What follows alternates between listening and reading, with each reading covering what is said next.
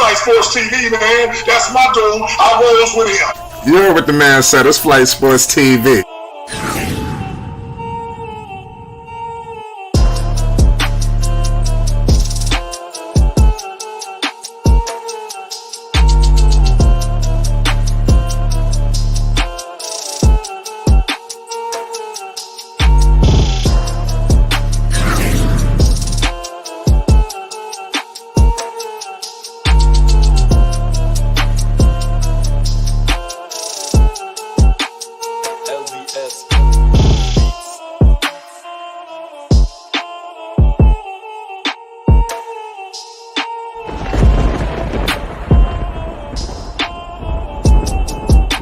Like I said, Flight Sports TV, that's where it's at.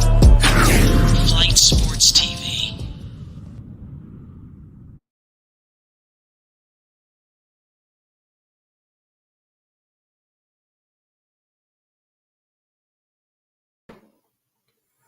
What's going on, people? It's Flight Sports TV. I appreciate y'all for checking with me. I already know what it is. We back with another one of them things. And listen, we got ourselves one hell of a discussion tonight. We are pretty much on the eve of playing basketball. It's always good to see the NBA in the postseason. Everybody wants to see that intensity in play. And obviously around this time of year, things intensify.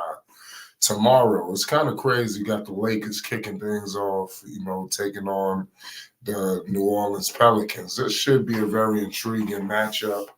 You really don't know. Obviously, with the playing, you could finish anywhere from 7 or 8. Who do the Lakers want to choose? At the end of the day, I do think it'll be in their best interest to dispatch the New Orleans Pelicans, but obviously they are the lowest seed.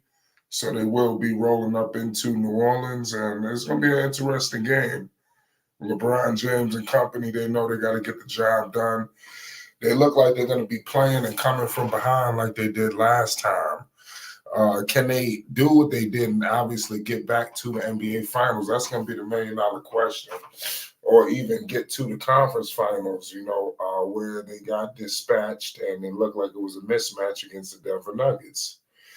To me personally, I think the Denver Nuggets is not the team that they was a season ago. I think that the NBA playoffs, I'm not going to say that it's easier, but I don't think that the Nuggets is that juggernaut of a squad. And I think if things, not even for the Lakers, I mean, I'm looking at the Phoenix Suns. The Phoenix Suns look like they are rolling into playoff mode. I see Bradley Beal. I see a different look in these guys' eyes. I see something like they really want to go after it. And only time is going to tell if they could do that. And these teams, a lot of them, and I see they did not prioritize regular season. So it was just a very tricky situation on not prioritizing it.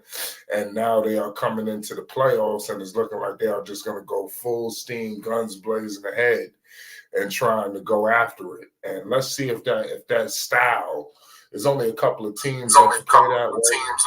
Obviously, you have the Phoenix Suns, even possibly the Lakers. The Lakers did it a season ago to where they looked horrendous. The Lakers was really the laughing stock a season ago during the regular season. This year, the regular season, it didn't get to those levels of, oh, my God, what the hell is going on? But they clearly was looking like a squad, maybe didn't look like championship worthy. Now, headed into the postseason with a veteran team, LeBron James led AD, this team is built for the postseason. And going up against some of these other teams who I think were built to win regular season games and run that up, opposed to going into a battle where they're locked into you, they game planning for you for 7 games possibly. So it's just a completely different ball game when you're talking about the regular season and then the postseason. So let the games begin, goddammit. I got all access with me. Dex, what's the deal? You got an echo going on. What's the deal, man? Yes, sir. Shout out to Flight Sports TV, the machine, the voice of the voiceless, the people's champ.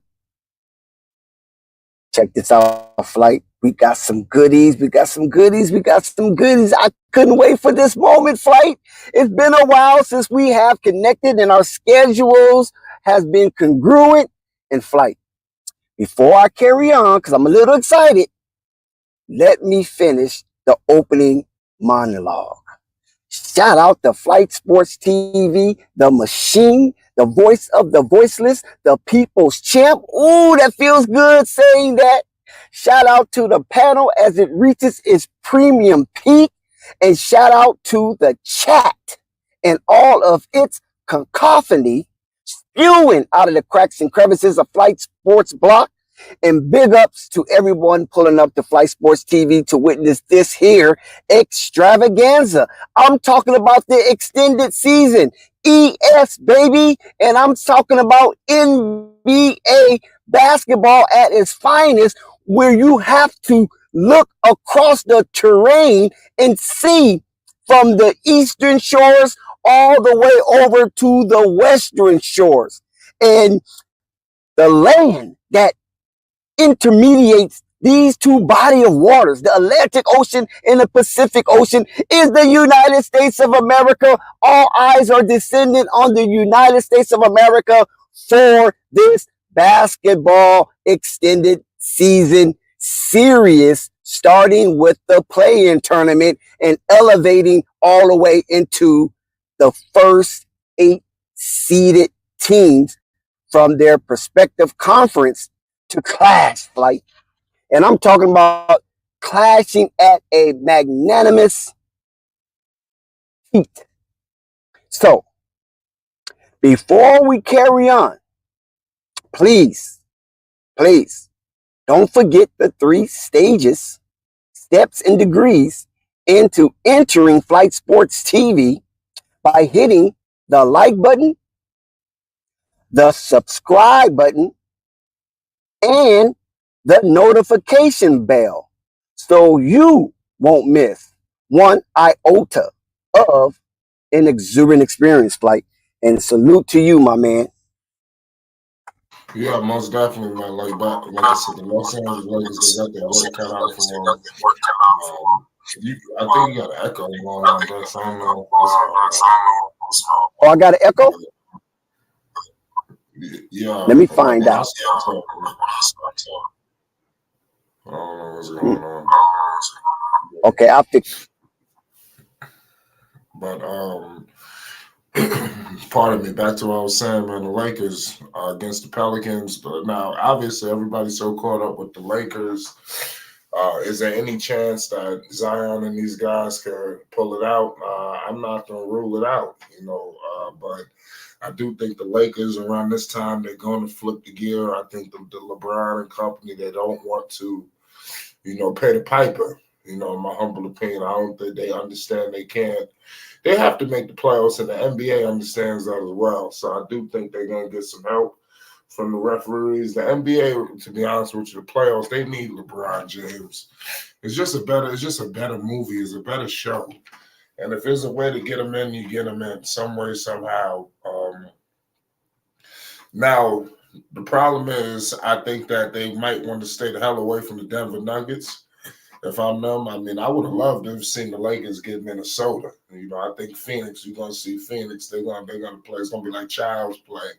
And that's what I wanted the Lakers to face off against. But if they could somehow get Oklahoma City, which I'm pretty sure that's what LeBron James and company is going to try to navigate to, because that it would be foolish for them to want to chase down Denver if they could get Oklahoma. If the Lakers get Oklahoma City, I say they do a number on OKC, and I think that's their pathway to get into where they need to get to. I know if they face against the Nuggets, they could potentially lose in the first round. And depending, obviously, who cares who you lost to? The headline is going to be the Lakers lost in the first round. And that's going to be a problem for Darvin Ham. It's going to be a problem for LeBron. It's going to be a problem for AD. It's going to be a problem for all of these people around them. And I'm pretty sure they're going to want to stay the hell away from that fate. Dex, who do you see the Lakers facing off against? Do you think that they're going to try to navigate that pathway to the Oklahoma City Thunder? How do you see all this shaping out and figuring out? Well, professionally, Flight, you cannot play around with your seeding if you're coming out of the play-in situation because you cannot afford to lose and thinking that your bounce back game is so hellified that you can circumnavigate more difficult waters, you know. And I just believe the Los Angeles Lakers is such a stoic franchise with super pride.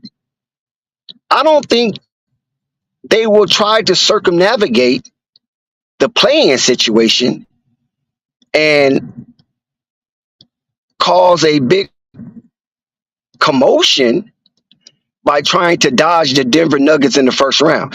The Lakers is trying to win and move on because at some point there's a possibility you're going to catch Denver somewhere down the line. And so if you want to catch Denver at their weakest point, why not the first round? Because most of these teams have limped to the finish line.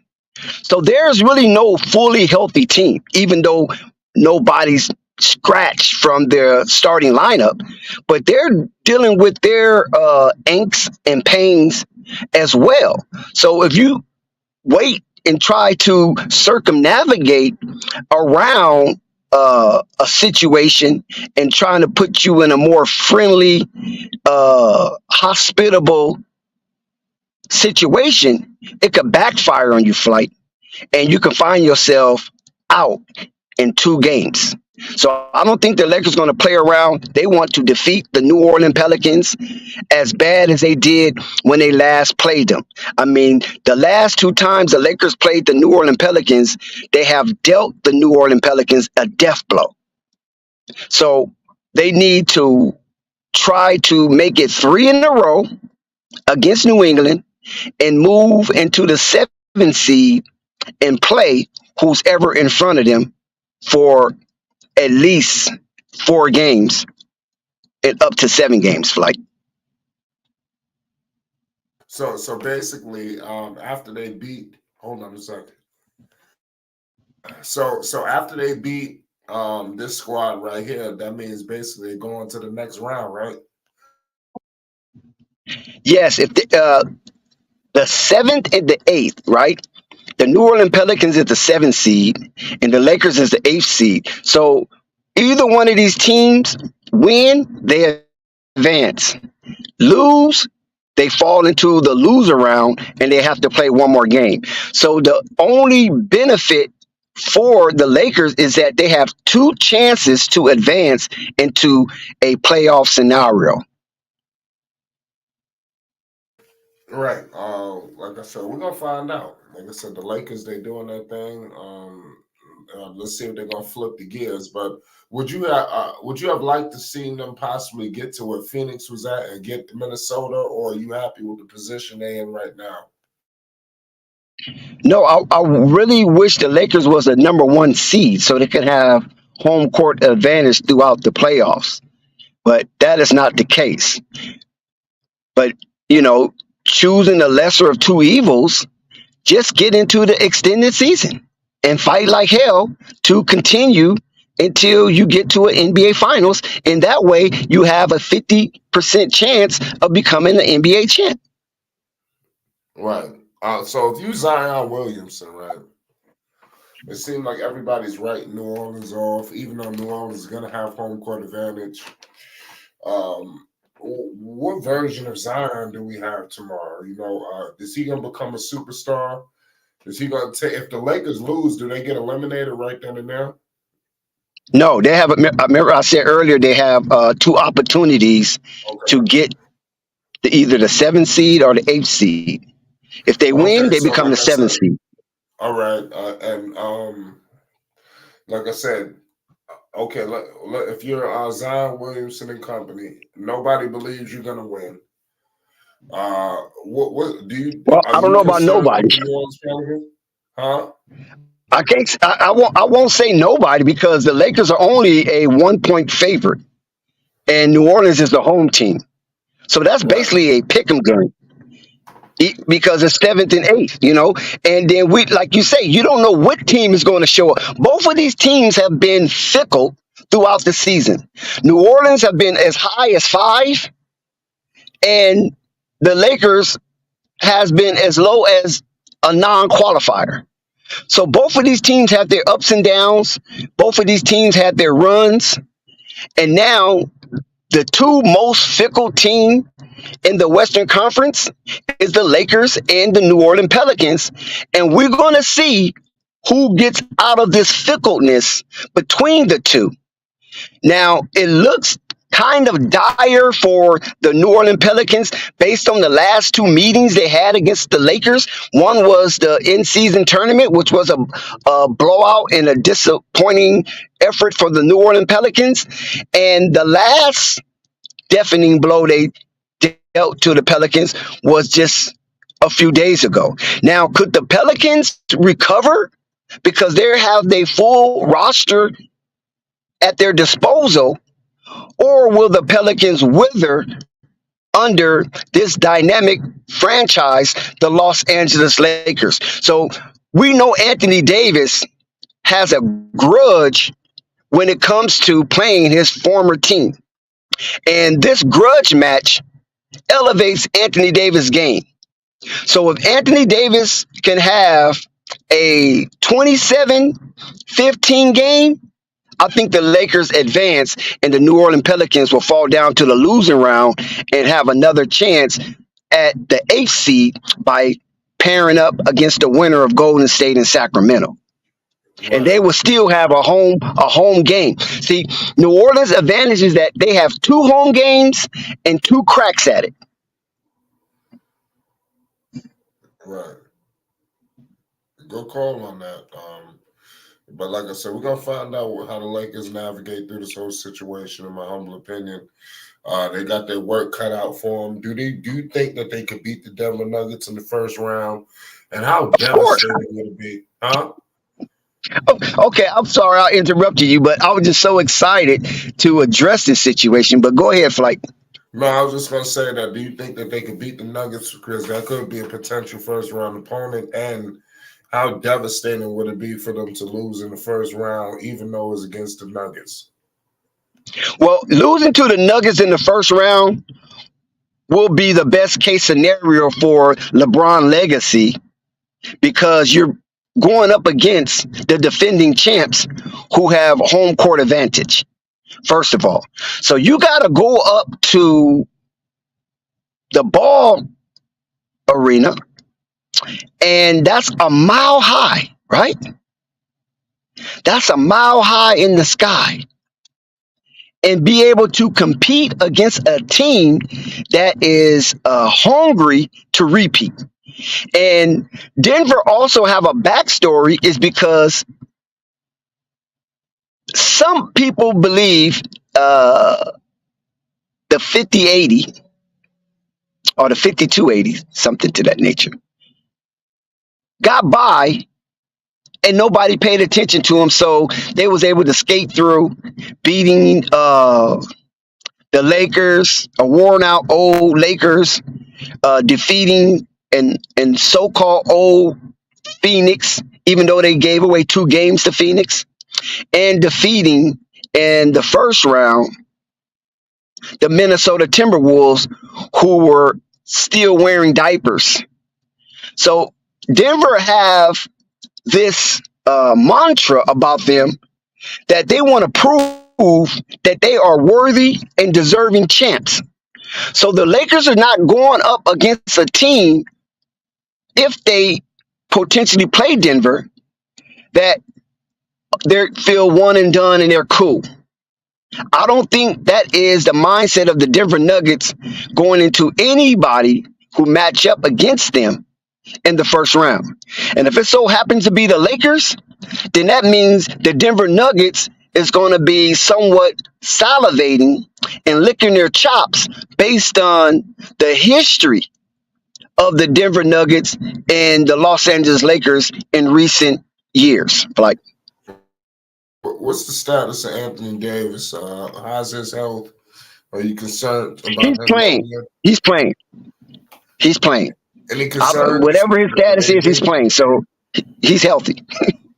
Right. What do you expect from AD in New Orleans? 30, 40, well, I mean, what? A little more conservative? I What? think AD is looking forward to playing New Orleans because there's nobody there that can guard him.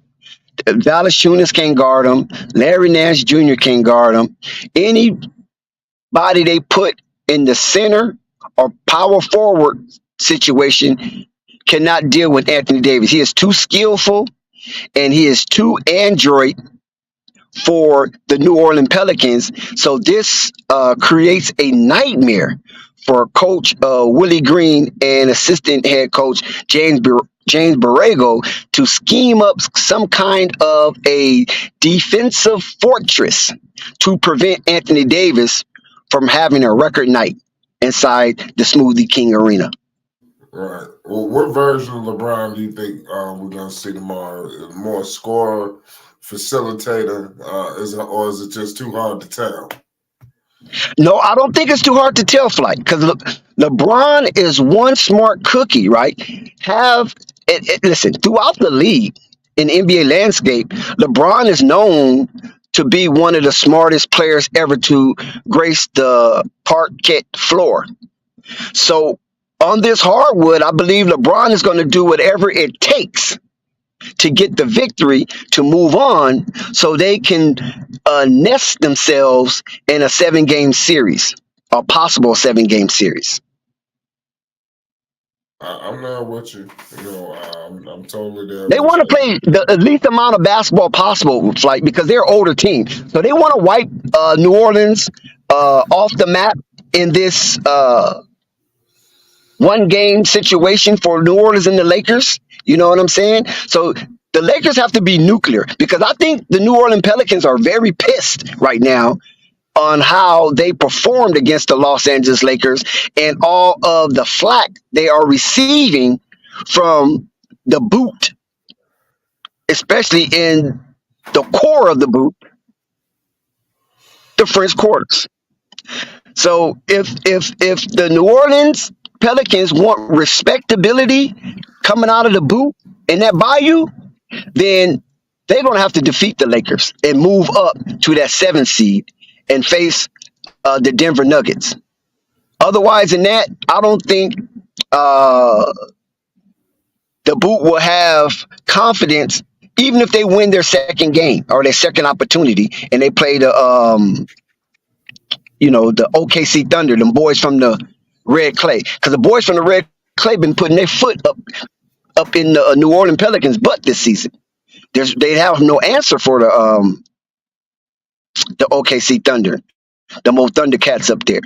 So that would be a great matchup, though. But nevertheless, they want to get past the Lakers. They don't want to have themselves depending on a second game and a second performance to move on to the next situation, Flight.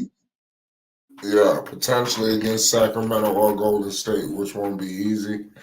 I just think that LeBron, he's a smart guy. He's a game manager.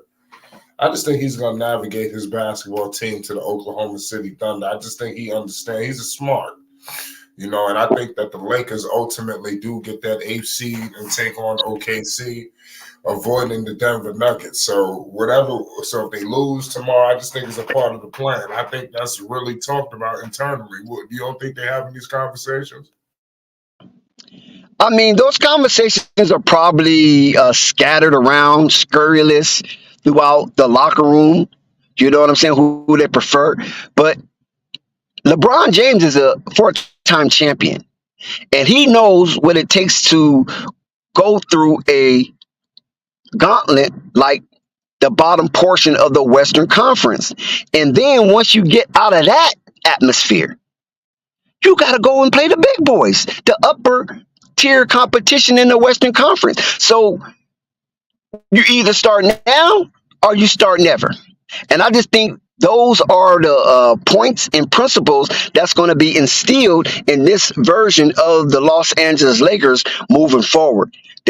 They cannot sit and try to be capricious and try to circumnavigate around to try to put themselves as they feel or others feel in the best slot in order to advance. No, they're going to have to take this head on. I know it's choppy waters. I know it's dangerous. And they could fall into the Mariana Trench on that Pacific Ocean. But nevertheless, Flight, you got to fight to stay above water. And the Los Angeles Lakers and the Golden State Warriors are two teams that you can trust that they can fight to stay above water, Flight. How much pressure is on Darvin Ham? Listen, I remember earlier in the season, a lot of wacky quackies was trying to say Darvin Ham's going to get fired, and they're looking for a new coach. He'll be fired by the All-Star break and all this, and people still taking pride. Those wacky tacky content creators who was out there purveying lies and filth on Darvin Ham. Darvin Ham knows that he is the Laker coach moving forward. And he might not be the voice to be able to push LeBron over the hump, but he will be the voice to push the Lakers over the hump once LeBron is gone and is off into the sunset in greener pastures on the other side of his NBA career. So Darvin Ham is in place for that. Not so much of LeBron James himself, because whoever coaches LeBron James, whether it's a great coach, okay coach, or bum coach, LeBron James basically going to have the last say. So it doesn't matter. But it matters for the Lakers once LeBron James' tenure has come to an end and his testimony has become a testament in a Los Angeles Lakers uniform. That's when Darvin Ham will rear his ugly head as the central voice of the Los Angeles Lakers.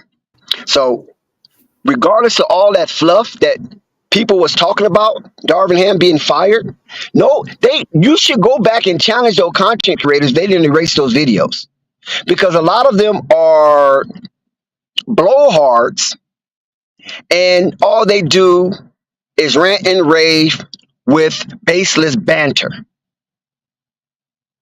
Just like the other day, not mention no names, but y'all might know who I'm talking about.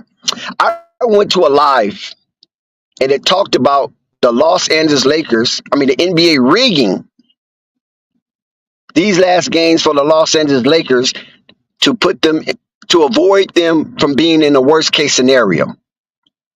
So, and I looked through the comments to see would anybody challenge this idiot, and motherfuckers just skipped over it like he never said that. Like they never looked at the title. So I had to go and check it like, dude, why are you always blowing hard about the Los Angeles Lakers and LeBron James without foundation? And last I checked, the Lakers, if they advance and beat New Orleans, they match up against the worst case scenario. So how the NBA rig that? So he jumped off his live and went to a private live, and that's where it was left at. I'm like, why people listen to people with baseless facts and low level information, or even no information at all, because they shouting from the mountaintop? And just because you say it loud don't make you right. So I guess people are looking for friends. And I guess he is the one that's accepting friends. Sometimes he has a good take. Sometimes he's just off the wacky. But a broken clock is right twice a day, regardless.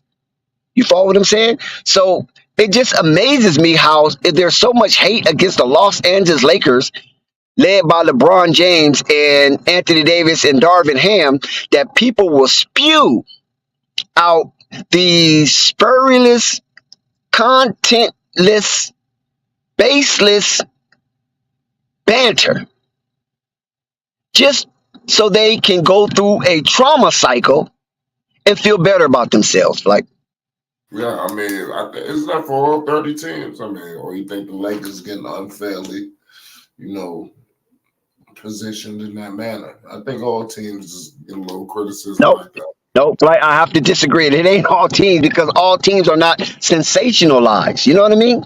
There's only in the NBA is only about four teams that's sensationalized, right? We got the Lakers, you got Golden State, we got the Boston Celtics, and we got the Philadelphia 76ers. Those are the main teams that are sensationalized over the others. But what about the New York Knicks? The New York Knicks are not sensationalized nationally. They're just sensationalized in New York. Oh, okay.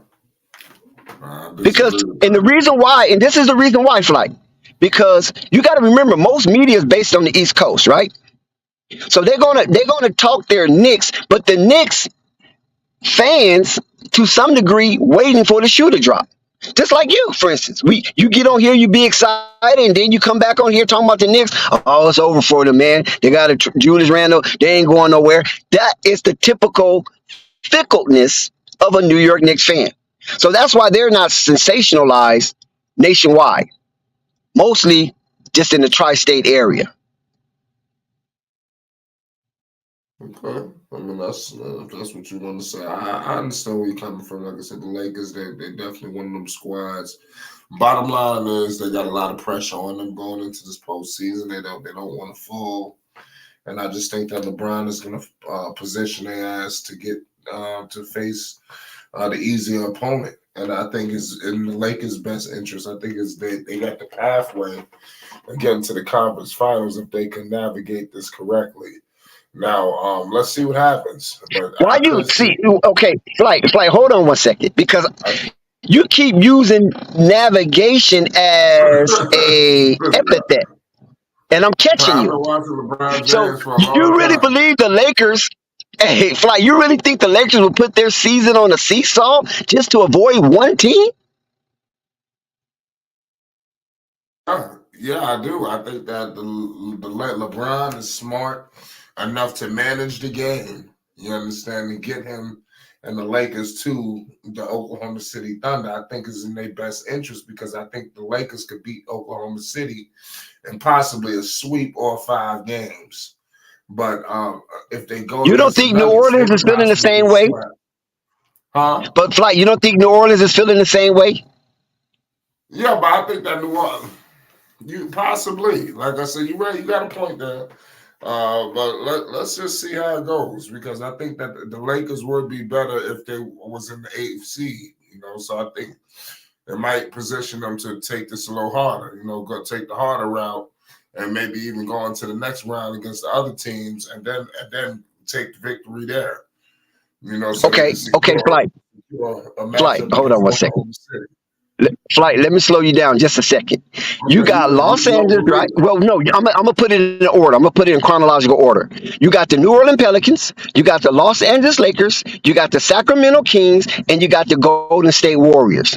So either one of these bottom four teams in the playing situation will be grappling for the Yeah. opportunity to play OKC, right?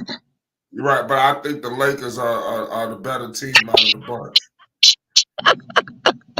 With LeBron Like James you and AD something else. in the helm, Like you you know, funny. Nah, you funny, the Flight. only team, Golden State would be a problem, but I think that they got Nah, Thunder. Golden Thunder is State's crazy. You see number. what Thunder? Thunder, don't do What that, Thunder. Commissioner was saying, This the is what Lakers Thunder got. said. I mean, it's going to be some help. Point Huh? they're going to get the Lakers there. What the hell or high water, the Lakers will be in the Mo playoffs. and Thunder, y'all going out backwards. I mean, Testing I'm is telling kind you, of you can do so-so. that. I mean, you act like LeBron don't know how to manage a game. I mean, LeBron No, got control I'm himself. saying I'm saying this. He's really not in a situation where he can afford because who's going to lay down for the Lakers if they lose and go to the bottom part in the losing bracket in the uh Well, you can play-in say they get tournament a number because on. Sacramento don't want to go home, right? Listen, let's hold Yeah, on a second, I Flight. think the Sacramento don't Lakers want to go believe that. home, and you know Golden State don't want to go home. Golden State is the most prized franchise in the NBA. You think the NBA want them out when they're making all of the money? So why is the Lakers? Golden State is the number one prize franchise team in the whole of the NBA. New York 2, Los Angeles Lakers 3. So if the NBA has an opportunity to take one team over the other, and it's a bottom line business, you would think they would take the Golden State Warriors over the Lakers, right? And the New Orleans Pelicans will be asked out.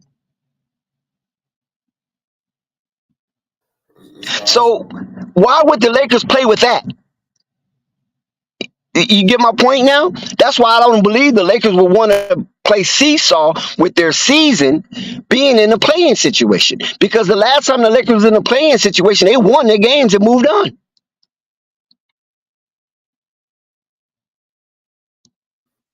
And I don't think the Adam Silver or anybody's going to help the Lakers. The Lakers got to help themselves. You got Zion Williamson, right? A sensation with the youth.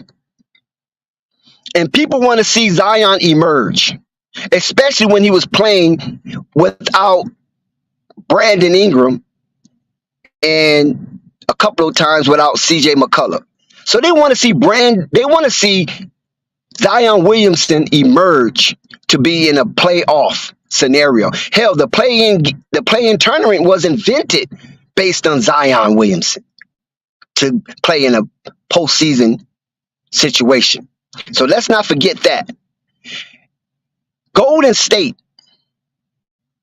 people want to see is can they make a last ditch run to secure another championship to add on to their already cemented legacy as a hegemony of sovereignty in the NBA since 2015, basically. So Sacramento, as far as a backstory, it's not there. Darion Fox, no. Sabonis, no. It's not enough there in Sacktown to make them a backstory where they can get some kind of boost over these other franchise, especially Lakers, Stoic, Golden State, Hegemony, New Orleans Pelicans, Zion emerging to be in a meaningful series. Not one game, but multiple games. And Zion this will be his first time in the playoffs. And let's see what Zion is built of. That is an intriguing backstory. So Sacramento would be the odd man out if it came to team backstory and certain players emerging with certain situations coming out of the play-in situation. So two of these teams is going to fall by the wayside, and two of these teams is going to advance. It just so happens that it's so much competition where you have three of the four California-based teams in a play-in scenario. And the Clippers, is already seeded as the fourth seed, so they will have home court advantage playing against their matchup. So can you imagine once again the California-based teams, all of them have extended their lifeline by qualifying for the extended season, albeit one of them definitely is going to be eliminated. But which one? I don't know. So there's a lot here, Flight. When you want to put on your thinking cap and remove all emotions and come with emotional intelligence on this Western Conference bottom tier competition tournament, you will see that it's not easy for the Lakers no matter how you look at it. And the Lakers definitely got their tough path cut out for them.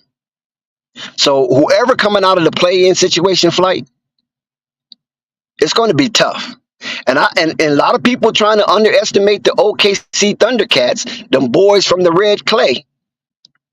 They forget that OKC coach Mike Dottenoff, I believe, is a coach of the year.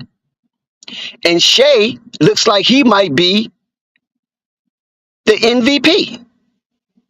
I mean, if they do this right, Shea should be the MVP. It shouldn't be Luka. It should be Shea.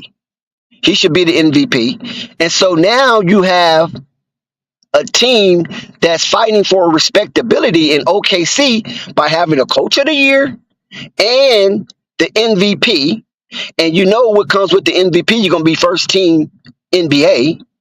So there's a lot coming out of that from the OKC Thundercats. So I wouldn't just push them aside as the weak link in the grueling gauntlet of the Western Conference top 8 flight. I mean, we're gonna find out. What else out in the playing? Before we get to the postseason, what other playing matchups look intriguing to you? Obviously, you got the Warriors and the Kings. What about out east? Is there any other matchups that's catching your attention? Well, we do have a repeat of Atlanta and Chicago, and we know what happened there. Atlanta just beat the brakes off Chicago. Well, no. I take that back. Atlanta beat the brakes off Miami. Then Miami played Chicago, and Miami squeaked out a close game. So, to me, I like Miami versus Philly. Joel Embiid is back. Unfortunately, the Philadelphia 76ers was hovering around the third seed for a lengthy portion of the season. And then the big behemoth, the monstrosity of a man, goes down. And he goes down hard. It was like Andre the Giant being injured in the WWF and was not able to fight Bobby Backlund or any of the Valentine brothers. Devastating for a fan. And so Philly had to carry on in the absence of Joel Embiid, and they hung on enough with the coaching of Nick Nurse, hung on enough to qualify for a play-in tournament game. So their season is hinged on health. And Miami, on the other hand, you know that it doesn't matter where they land because they are playoff material. Miami have constantly shown that they have been constructed with battleship steel material. And they make their run in the third leg of the season, which is the extended season, and they're not afraid of anybody. They have a well-maintained structural culture down there in Miami, and they have a general down there that is hung strong on beating or defeating his opponent from across the aisle. So I think this will be a really intriguing game for Miami and the Philadelphia 76ers. Something tells me Chicago will beat Atlanta. I think Chicago's a little too much for Atlanta, and I think they will beat Atlanta. And so you have Chicago playing Philadelphia, and then probably Philadelphia will beat Chicago, and Philadelphia will take that 8th seed, while Miami will be the 7th seed. Like, Good call. Like I said, I just want the playoffs to start shaking out. Get this thing over with, get these matchups, so we get a clear indication on how things are gonna be set up. Obviously, we so many years in. Even in the comment section, let me know your thoughts on the plan, because it's not like it's his first rodeo. We've had a couple of seasons and experiment with this thing. Like Dex said, I thought that the plan was implemented to get guys like Zion and them in it. If you remember the inaugural plan, I think that was with the it was with the COVID season where everybody was in the bubble. I remember Lonzo was involved in the I don't know if he was in the plan, but he was in the extended season. Pardon me. So they gave teams an opportunity, to get to this point. I don't know how. I mean, obviously, it makes it more entertaining. I think all of the implementations that Adam Silver has been trying to do has made the game more competitive. You have competitive games till the very last game of the season. So whatever he's done or whatever is working, because look what happened. They're playing that game like they in mid-season form. I think that's something that people wanted to see. Years ago, before all of these implementations, you would have had guys sitting out a week or two before the season. This is how it used to be. Gradually towards the tail end, you've seen people just leaving. And now you still saw it to a smaller degree. Teams lock up their seedings, then they rest their guys. But before they was like, oh man, we're gonna make the playoffs. It don't even matter where we at. We're just gonna start pulling people, and with it being just, an influx where the seedings could change every day, you're gonna have to keep your hands on the pulse of your organization. Otherwise, this thing can completely slip out, your hands. Dex, what's your thoughts on the plan, throughout through this many years? Do you think it's good for the league? What's your stance on it? No doubt, Flight. I think it's definitely a benefit for the league because it's give the lower portion of the competition per conference a second breath in life. And we know America as a whole is a second chance nation. Uh, some of us agree on why it's a second chance nation. Some of us disagree. But nevertheless, it's a second chance nation. And by the NBA implementing teams in the bottom portion, is really the ninth and 10th seed that gets a second breath of life because originally the playoffs is 1-8. So the ninth and 10th was never a part of the equation. But Adam Silver, with his quick financial mind, added an additional four teams to be part of the NBA playoff mix. And I just think it is a grand idea to allow some of these teams with a second opportunity to have a first impression. So I'm all for the play in. And I know some purists didn't agree with the play in the beginning, but a plethora of them have come around to accept the play in because it's add more revenue, it adds more excitement, and it gives team that might have had some injuries befall them and cost them a large chunk of their season an opportunity to come to sneak in through the back door healthy and make a move, i.e. Miami, i.e. the Los Angeles Lakers.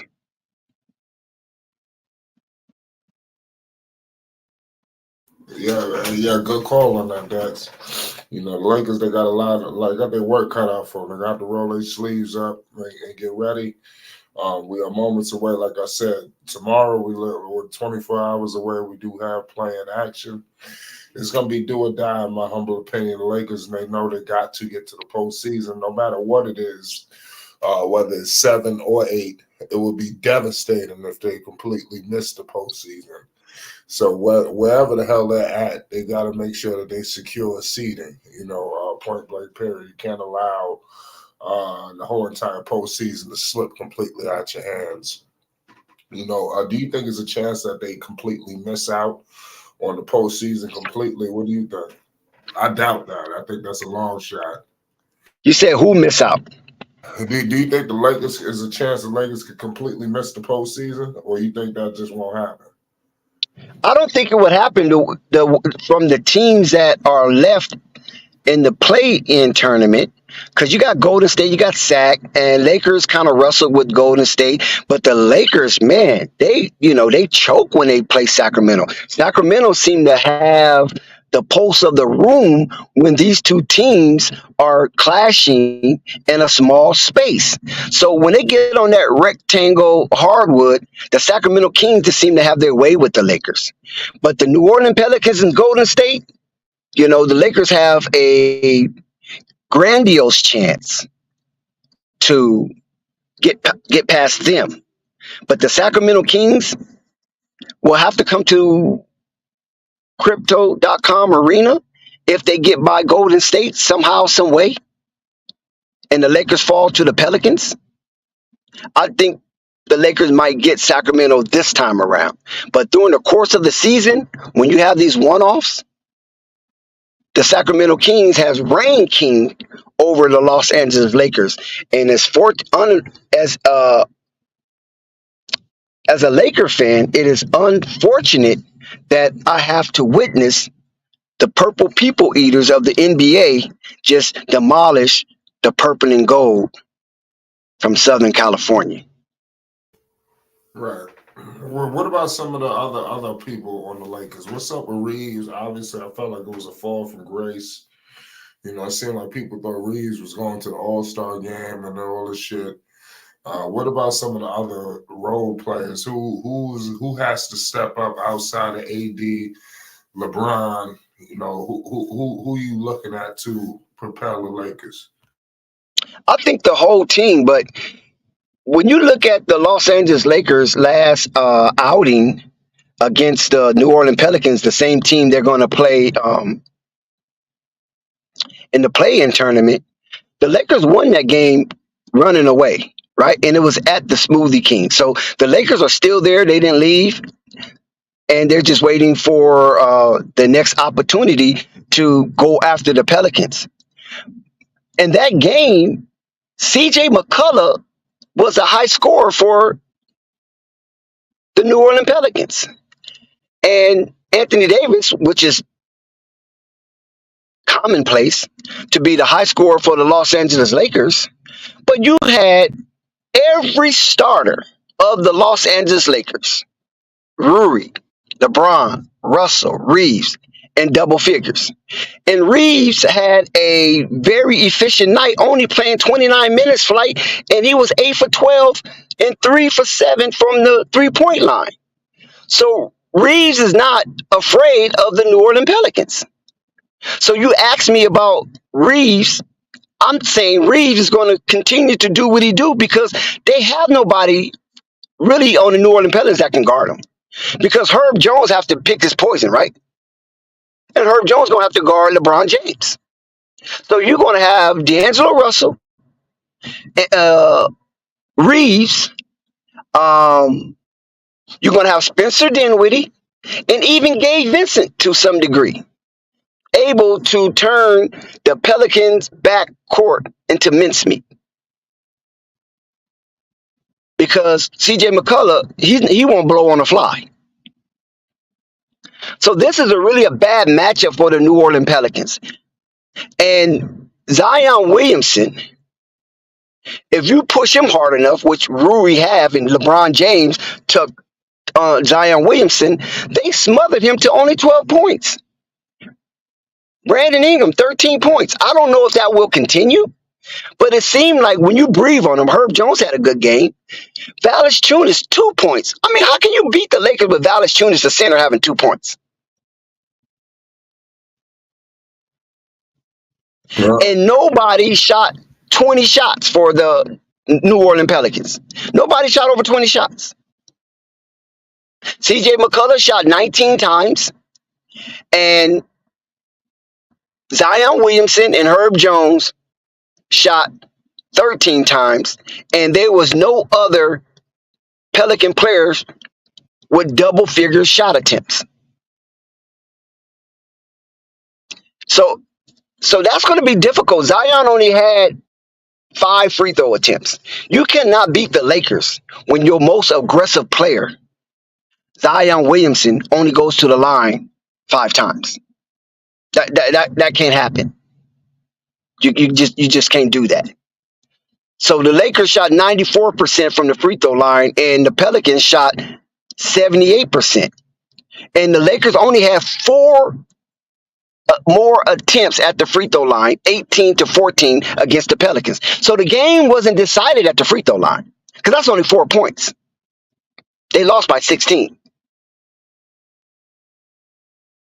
So the New Orleans Pelicans are going to have to find some kind of stratagem that will throw off the Los Angeles Lakers and send them on a topsy-turvy in order for them to win in their own building. And the Lakers, in flight, the Lakers shot piss poor from 3-point line. Well, not piss poor. I take that back. They didn't shoot well from the 3-point line, so they was grinding it out, and that's a bad omen for the New Orleans Pelicans when a team come to your building and grind it out. They didn't beat you from beyond the arc, from the distance. They beat you by wearing you down, taking it to you, and you surrendered your territory. So the Lakers are kind of have colonized the New Orleans Pelicans this year. And so can the colonizer win one more game and cement the territory and cement the total takeover of that territory down there in the bayou? It's going to be tough because the Lakers are only favored by 1 point. So Vegas feels it's going to be a grudge match. You know what I'm saying? And Zion Williamson and company is looking for revenge. So we'll see how that turns out for the New Orleans Pelicans. Yep, good call. And I forgot to mention, LeBron James secured another triple-double at the age that he is in the Smoothie King Arena. So that is another chalkboard material for the Pelicans' deplorable display of basketball, that you let this old fart secure a triple-double in a game that means something for both teams. Right. Like I said, hope everybody getting ready. You know, we got, like I said, games that matter. You know, I think that's what everybody wants at the end of the day. I listen to a lot of casual people, like just casual people talk basketball, and everybody talks about the regular season. And, you know, you hear this from casual people that they're not concerned with regular season play. This is around the time of the year where everybody gets captivated. Everybody wants to see this, and that, you know, do or die games. We just coming off March Madness, you know. So I think now as NBA, as they're going to have their own little form of March Madness, I'm guaranteeing fireworks. I think these games are going to be ultra competitive. New Orleans, I just think the Lakers got New Orleans' number when they really want it. And that beat down that they just gave them, you know, that's gonna have some remnants. So let's see if New Orleans can figure it out. Willie Green and them can roll their sleeves up.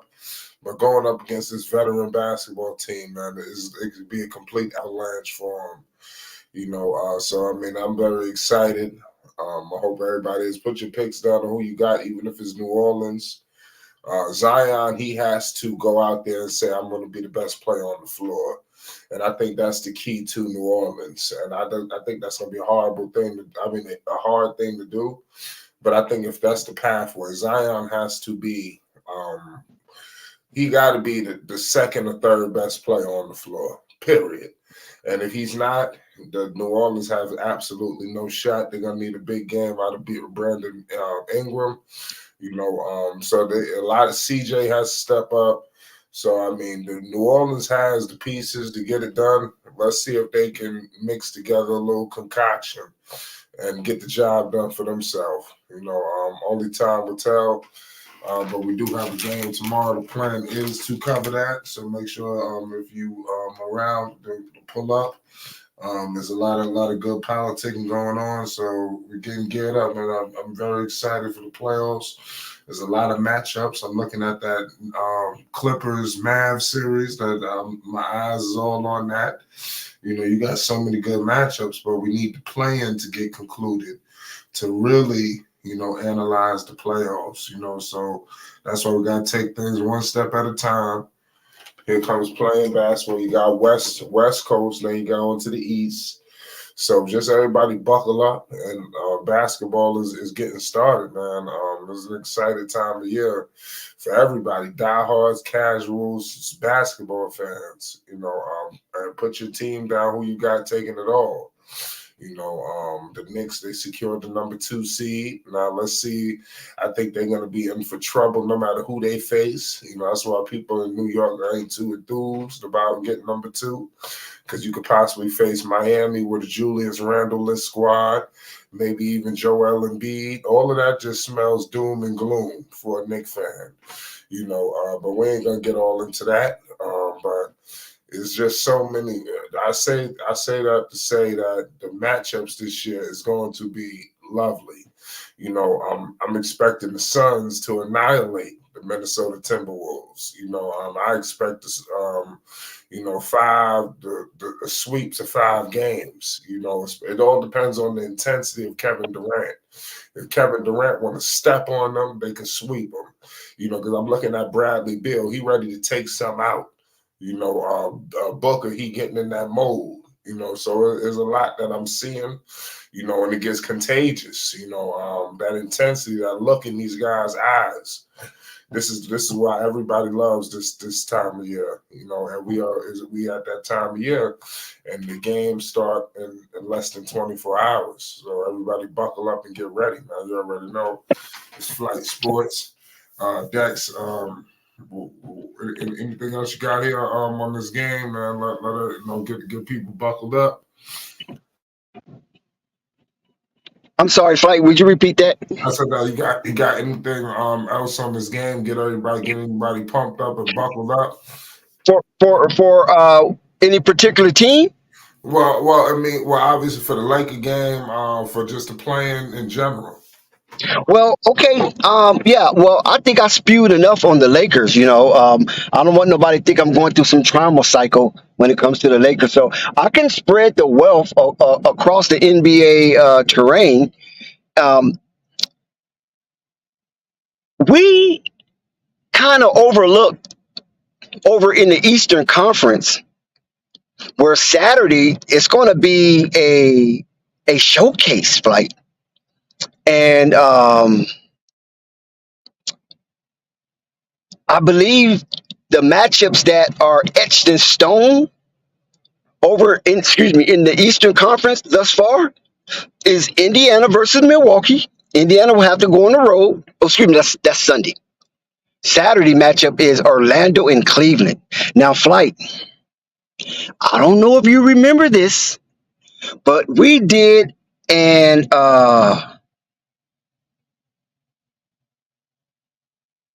expose. We did a video expose of the Cleveland Cavaliers. You remember that?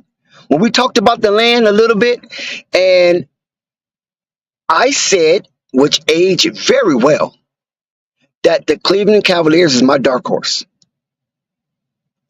Now, they're coming back healthy. We know that Cleveland had a span where they were riddled with injuries, where Allen was out, Mobley was out,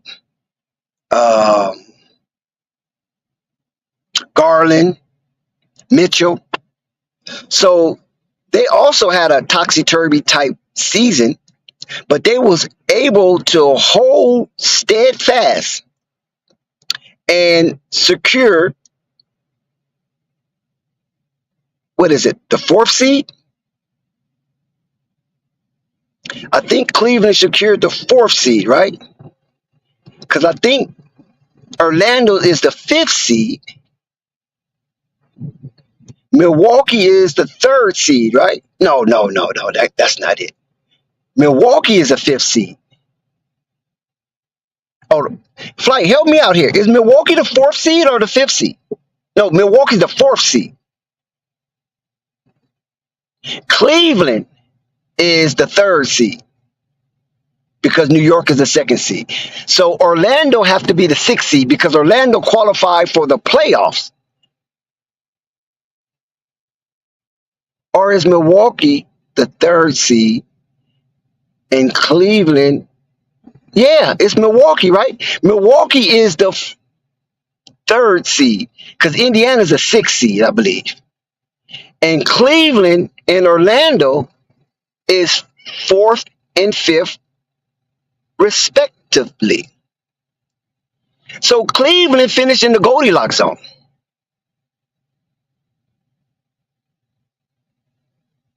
Now, who would have imagined the Cleveland Cavaliers, the land, finish in the Goldilocks zone in the Eastern Conference playoff scenario? Who would imagine the Orlando Magic will be the 5th seed? And they talked all this Tyrese Halliburton talk, but ain't nobody talking Paulo Banchero and Franz Wagner. I mean, excuse me, media. You telling me you don't want to prop up Disneyland? Orlando is one of the most visited cities in the United States and even the world.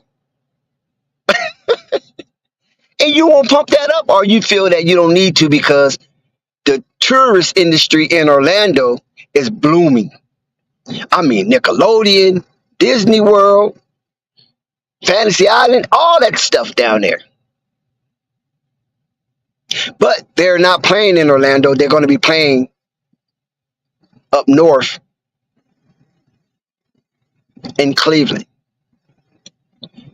So these two teams, the Orlando Magic and the Cleveland Cavaliers, Flight, they are a surprise as well, even though they are seated in the Eastern Conference, just as Minnesota and OKC are surprises in the Western Conference.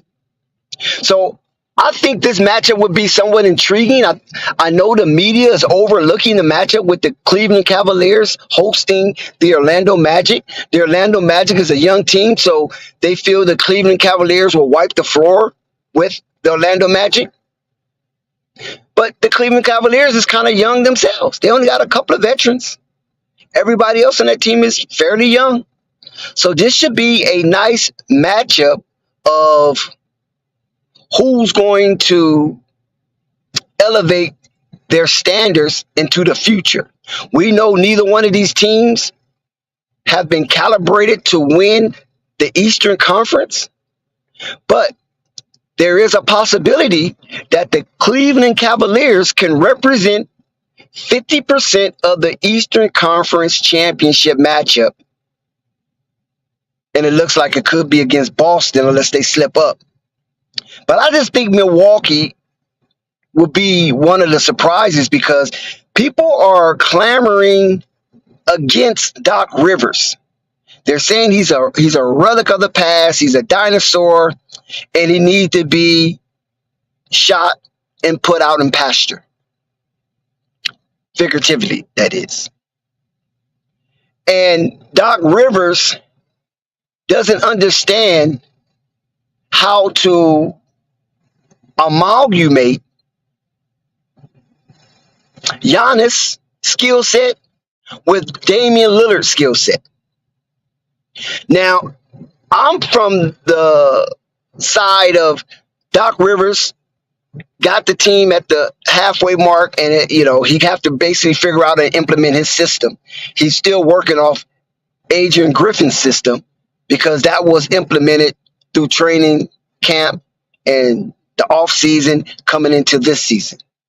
So there's not efficient time for Doc Rivers to implement his offense or defensive stance. All he has to do, all he has been able to do was incrementally implement certain things that he feel can take Milwaukee into a deep run of the playoffs. I have no faith in Indiana. I think they're industry plant. I have no faith in Indiana. None at all. Because if you notice, once LaMelo status was known and the Charlotte Hornets officially put LaMelo down for the season, you ain't hearing nothing about Tyrese Halliburton. So that's how you know that was an industry plant. Long as LaMelo playing, then you're going to have Tyrese Halliburton competing for the light skin or who's going to be the new face of the NBA along with Jason Tatum. I mean, not the NBA, the Eastern Conference, excuse me, along with Jason Tatum. Because Anthony Edwards working on the Western Conference. So, and Luka's there as well. So the Indiana Pacers, I have no faith in them. I think Milwaukee will beat them 4-1. Milwaukee have home court advantage. This is the end of Indiana's run. They did make the playoffs, so kudos to the Indiana Pacers for making the playoffs and not entering through the play-in. So the Indiana Pacers have held up their end of the bargain by placing themselves in a playoff scenario and where they will meet the Milwaukee Bucks. And I think meeting the Milwaukee Bucks flight will be their demise. I think it's a wrap for Indiana. That's it. Tyrese Halliburton had a hell of a run to get into the in-season tournament. And since the All-Star, and then it got him an All-Star slot as a starting guard for the East. After that, there been a precipitous drop in his contribution and his play as an Indiana Pacer. And so his name has been relegated to the middle of the pack. So Damian Lillard don't see eye to eye with Tyrese Halliburton. Giannis Antetokounmpo don't see eye to eye with the Indiana Pacers. And there have been bad blood brewing since their matchup in the in-season tournament. And then after that, Milwaukee got a stench of revenge, and Giannis Antetokounmpo went off on a record night, and somehow, some way, the basketball that was used in that game was obfuscated. And when he abruptly charged the Indiana Pacers sideline, he was told he would be given the ball, but the ball he was given, according to Giannis, didn't feel like the ball he played with in that game. So there's bad blood brewing between Indiana and Milwaukee. And Indiana and Milwaukee, they are somewhat neighbors, and they just in the middle. I mean, they have been middled by Illinois. That's the only thing that comes in between Indiana and Milwaukee is Illinois. So Milwaukee, Wisconsin. So that little trip to the I-94 corridor is going to be something interesting to watch as the Indiana Pacers come all the way up I-65 North, cross over Gary, Indiana, home place of Michael Jackson, the Jacksons, and get on that Chicago highway and pass through Chicago and go all the way up that 94, past Racine, into into Milwaukee, and let the battle begin. So I think those are two interesting matchups between Orlando at Cleveland and Indiana at Milwaukee on the Eastern Conference portion of the playoff picture. Rap God said Philly will meet their demise versus Boston. Pels will face the Chicken Nuggets. Kings are going fishing. So you think Kings will be eliminated out of that 14 tournament. Now, over in the Western Conference, you got a super matchup. Boy, boy, boy. So that Crypto.com arena will be rocking when the Dallas Mavericks come into town. Wearing their straddled leather, spurs in the boots, big buck buckle saying everything is bigger in Texas. Dallas Mavericks coming to La La Land to face the Los Angeles Clippers. And we have seen this battle in the past. And this battle have drew untold amounts of blood. I'm talking about Sanguine. Bloodthirsty. And Dallas want to come in with the mark of revenge because the Clippers seem like they kind of had their way with the Dallas Mavericks. So the Clippers are not afraid, but this is a different Dallas Maverick team. They have important acquisitions they made since the trade deadline by acquiring PJ from the Runway and Daniel Gafford from the deplorable Washington Wizards. So they gave Daniel Gafford life. They gave PJ Washington life as he was thrown away into the remote portion of the ocean when he left Charlotte as they was drowning, gasping for air.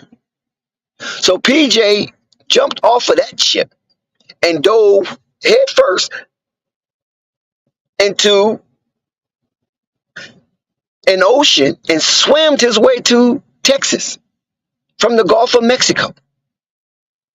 And now he resides in his hometown as a Dallas Mavericks. So that's going to be quintessential for the Dallas Mavericks to implement the offensive skill set of Daniel Gafford, rim runner, rim protector, and PJ Washington, PJ from the Runway, stretching the floor from the four. And if that works, then the Clippers' hands will be filled. But if it doesn't work, then the Clippers will run the Dallas Mavericks out the gym, despite Luka and Kyrie getting their numbers. A two-man team can beat a seven-man team. No, I didn't listen to Beyonce country song album, but I did hear that one country song, It Ain't Texas or something like that. But Rap God, I used to live in Texas. I used to live more so by the Panhandle, but I used to live in Texas. And you got this big old sign when you drive across that highway, whether you come in from the 40, whether you come in from the 20, you got that big sign says, or the 10, excuse me, not the 20, it's 10. If you come in from the 40 or the 10, you got that big sign says, don't mess with Texas. So we're gonna see if that sign is relevant when it comes to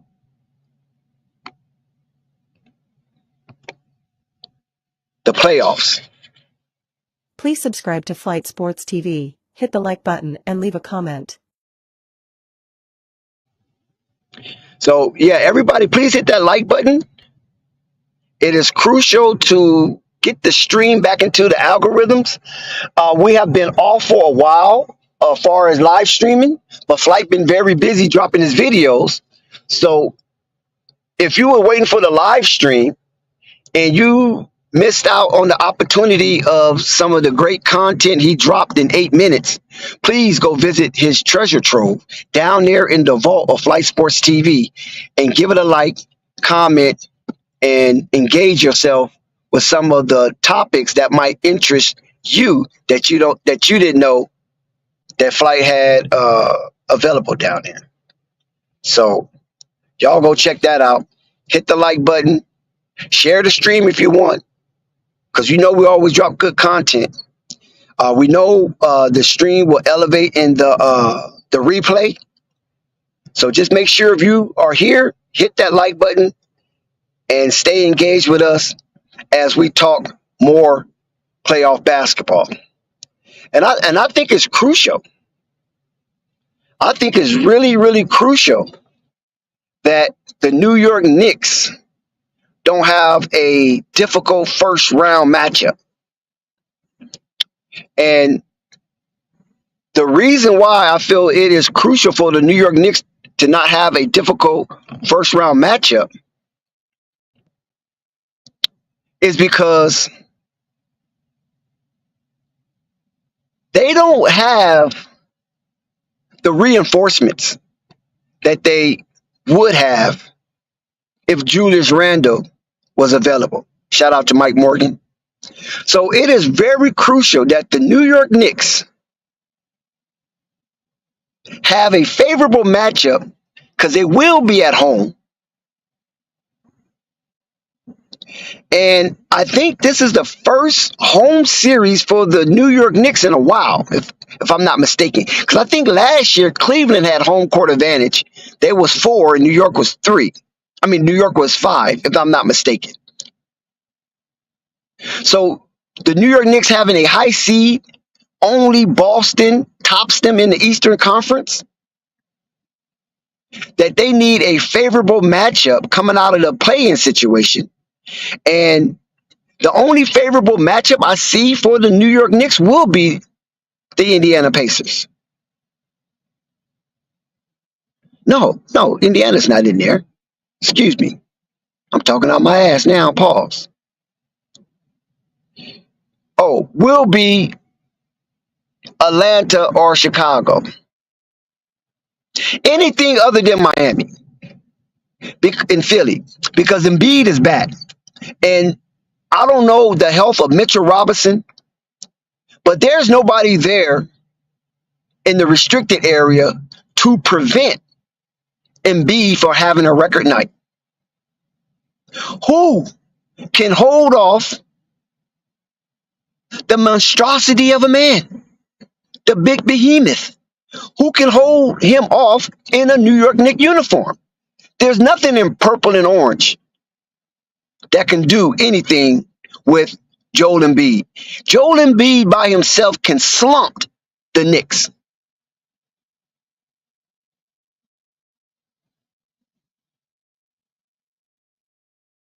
So the only team I believe the Knicks could have a field day with, it could be Chicago or the Atlanta Hawks, because the Chicago is coming in on bended knees. The Chicago Bulls, even though DeMar DeRozan have led them to another playing game without Zach LaVine being present, I think that's a monumental feat for the Chicago Bulls. It's DeMar DeRozan and the remnants. And I still haven't heard anything from Patrick Williams. What the hell is going on with Patrick Williams? Did he get his extension? Or will he go into the offseason without a qualifying offer? That's interesting. So let's see if the Chicago Bulls can muster up 2 games, because they have one home game against the Atlanta Hawks, because Chicago's 9, Atlanta 10. So that gives Chicago Bulls a slight upper hand. But we have seen in the United Center, Chicago Bull laid an egg in front of C Red. And that was disgusting. We've seen that. So Chicago is somewhat like the New York Knicks, where fans are just waiting for the shoe to drop. And DeMar DeRozan, Debo, the Compton bully, Compton's in the house. He's going to try his best to do away with the Atlanta Hawks. Because I believe last season, the Atlanta Hawks wiped the floor with the Chicago Bulls in a play-in game. And they had to drop down and play the Miami Heat and lost a narrow one to the Miami Heat, who was eventual Eastern Conference representation in the NBA Finals. So that's something the Chicago Bulls can build off. It was like, wait a minute, I know Atlanta beat us bad last season because they caught us off guard with their style of offense. We wasn't ready for it. But when we played the Miami Heat, we was more competitive. And the Miami Heat sprungboard off the Chicago victory into the NBA Finals. So the New York Knicks is hoping and praying on bended knees that they get a favorable matchup coming from the bottom portion of the NBA play-in tournament. And we all know Stephen A. Smith is biting his fingernails as we speak. When that Eastern Conference play-in tournament get underway, because you still have threats down there. Miami, Philly. Joel Embiid is back. Miami is looking healthier than ever. You have the new addition of Terry Rozier. Seemed like somebody blew the breath of life in him again. And he can go on a scoring rampage at any given moment and propel the Miami Heat to higher heights. So we know this, and we know the culture that surrounds the Miami Heat is a culture that is based and is championship driven.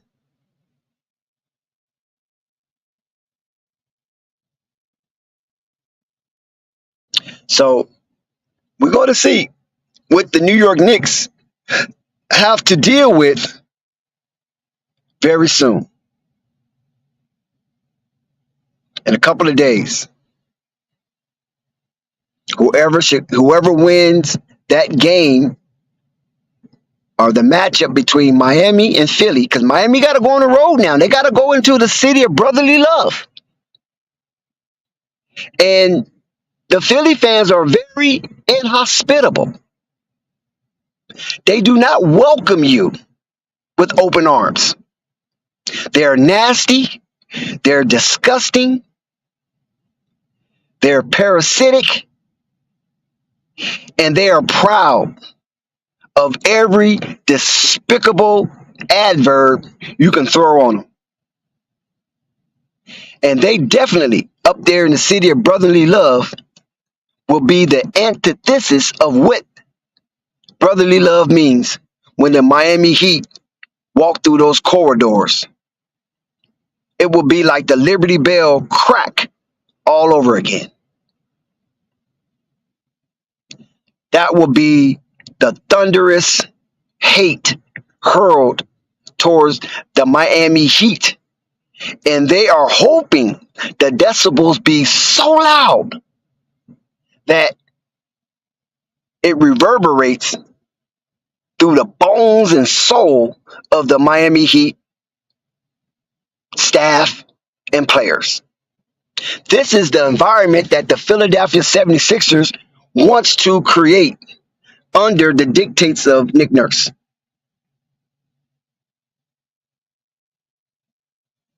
So we're going to see if the Philadelphia 76ers can create an environment so inhospitable, it will be like the Miami Heat walking on Mercury or Venus. That's how much heat the Philadelphia 76ers wants to hurl at the Miami Heat. Them boys are coming from the South. The southernmost region of the United States, Miami, if you want to be particular, the Keys. They are coming from the southernmost region of the United States to go up north and play the Northerners, the Quakers, the Amish, and all those that inhabited the Philadelphia and surrounding areas. It's going to be ugly.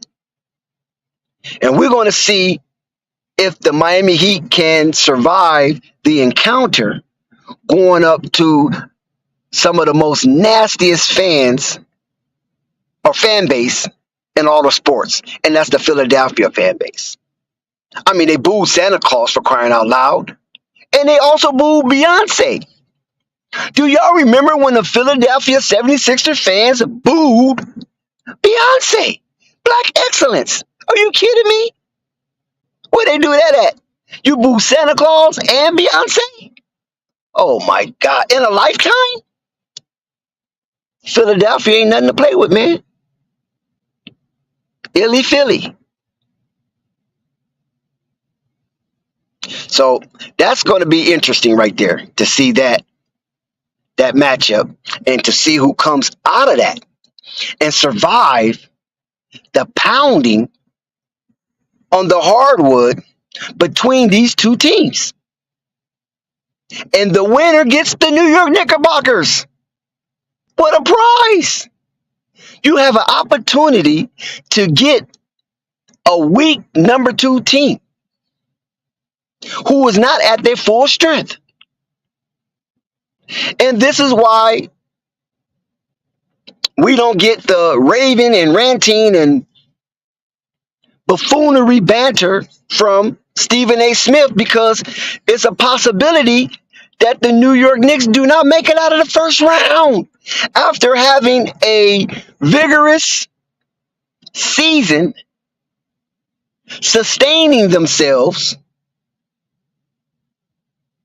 and climbing all the way up to the number 2 seed after Boston ran away with the conference without Julius Randle and Mitchell Robinson.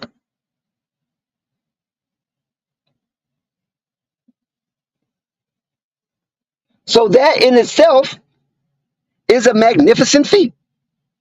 You can't take that away. You can't take that away from the New York Knicks. If you do, you'll be dishonest. And you will lose credibility in the basketball market if you sit there and try to take away the achievements of the New York Knicks and what they did this season. And it wasn't by a fluke either. The New York Knicks didn't do this as a fluke. They did this by focusing on the opportunity of the discombobulation of the Milwaukee Bucks and the hapless and beadless Philadelphia 76ers. Because we know if the Milwaukee Bucks was playing in stride under the edicts of Adrian Griffin, they would have had a better record because they was the number 2 seed when I think he got fired, number 3 seed, maybe number 3 seed. So with all that discombobulation with the cheeseheads and the injury-riddled Philadelphia 76ers, Coach Tommy T immersed himself with the vision of taking advantage of 2 top teams previously in the Eastern Conference being in shambles. So they inherit the gift that kept giving throughout the season. And now they sit at the number 2 seed. But is that gift turned into a curse? Is that gift turned into a curse for the New York Knicks? And why would I say it turned into a curse? Because they got to face either Miami or Philadelphia. They got to face one of them two teams. And who do you pick? Embiid is back, but is he in shape? Do we have the stamina to be at his maximum for at least 4 to 7 games? Is that the case for Joel Embiid?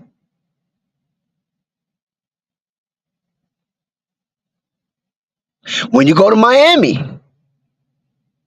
do you want Miami? Because Miami is a 3 yards in a cloud of dust type basketball team. I mean, they get on that hardwood, and when the referee throws the ball up for the tip, all you see is a plume, like a nuclear explosion. And can the New York Knicks survive that kind of confrontational basketball? I think that'll be interesting to see if the New York Knicks can survive that type of confrontational basketball.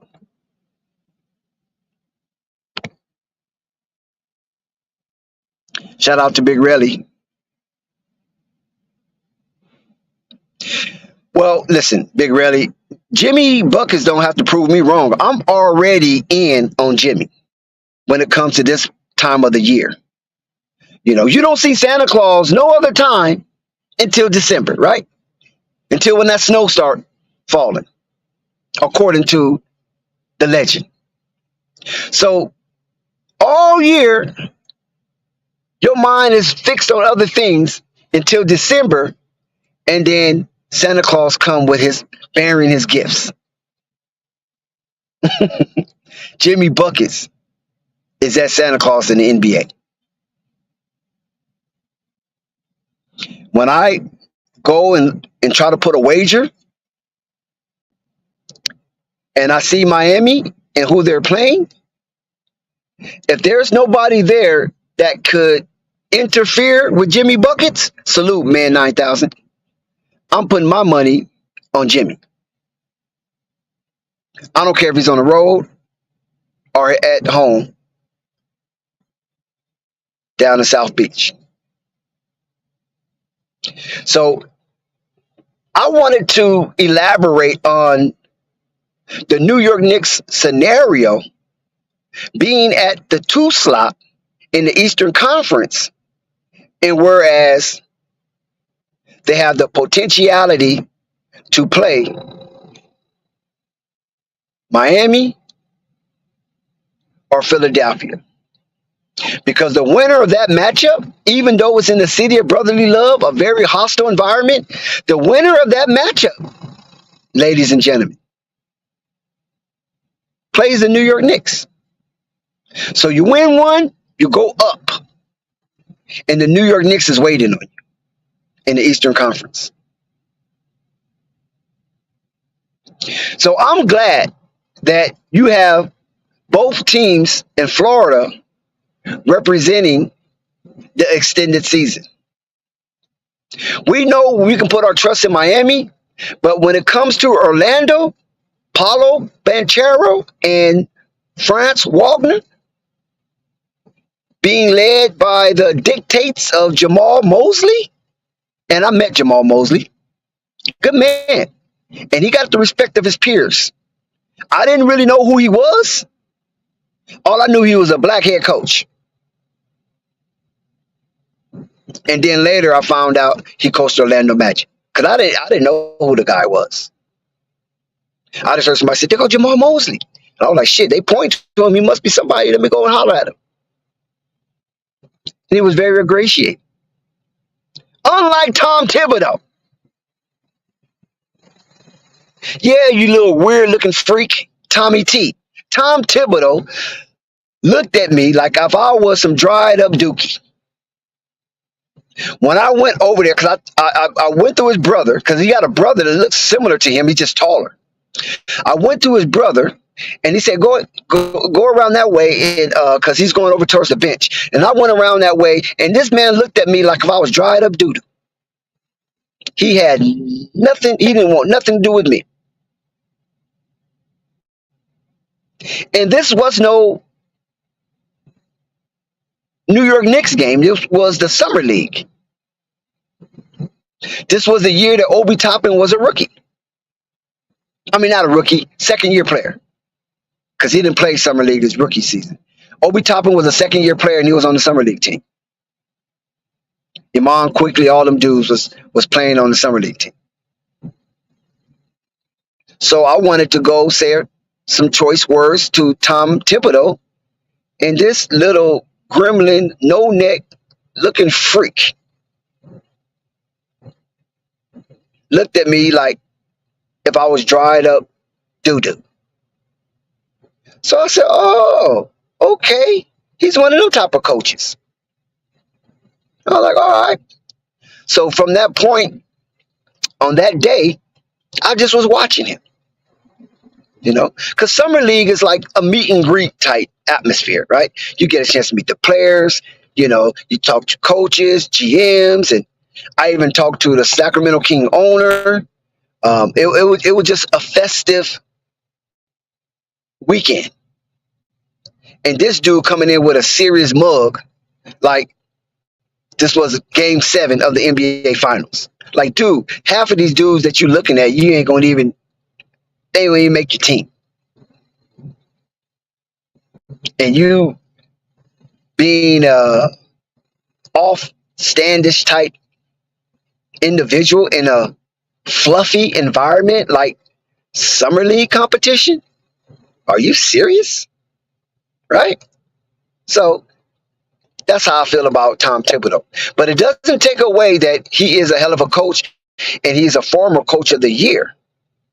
And he was the coach that helped propel Derrick Rose to be the youngest MVP ever. And that record still holds true. Ever. Yeah, he wore his knees out.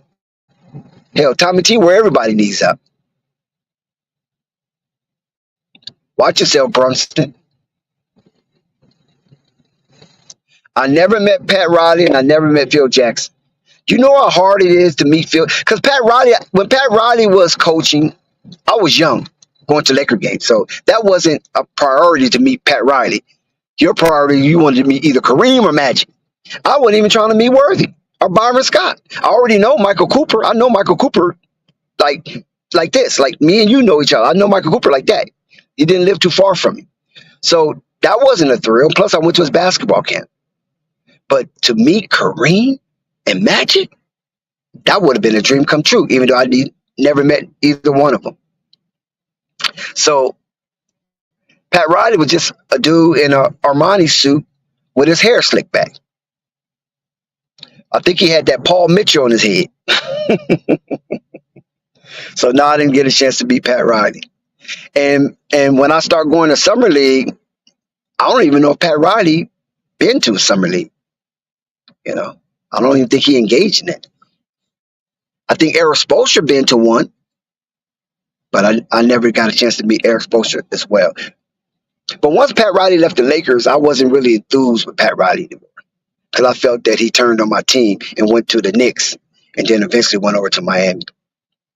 But good for Pat Riley. And Phil Jackson, as far as I remember, rap God, ain't nobody getting close to Phil Jackson. He talked about all this LeBron entourage and stuff. Them security ain't letting you get nowhere near Phil Jackson. when I seen him coach. He get off that bench, he start walking, and he got more security than Kobe and Lamar Odom. I mean, you can even take a picture of Phil. Just think about how many pictures of Phil that you have seen throughout the landscape, him walking off the bench and nobody's around him. Like he's just walking free and clear, like some of these other coaches. Now, Phil was a demigod in LA. And especially after 2000. So now Phil Jackson was basically untouchable. So that's what we have as far as the NBA schedule for Saturday. Saturday is the Eastern Conference. Tuesday for the Western Conference, and you got a doubleheader on TNT. The early game will be Los Angeles at New Orleans, and the late game will be a California matchup, the Battle of the Bay. Sacramento, the capital of California, and Golden State, the prize franchise in California. So that's what you have.